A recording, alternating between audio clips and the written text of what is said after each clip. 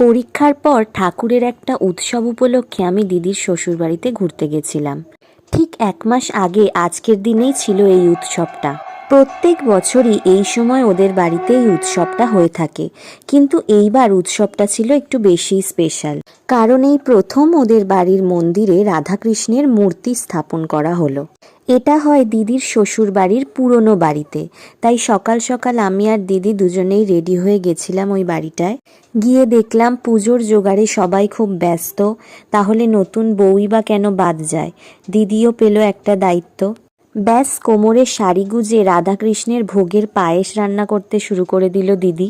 এই দিন ওদের বাড়ির মেয়ে বউরা সবাই উপোস করে এবং সন্ধেবেলা অঞ্জলি দেওয়ার পরেই খাবার খায়। অঞ্জলি শুরু হওয়ার আগে বেশ অনেকক্ষণ ধরে হয়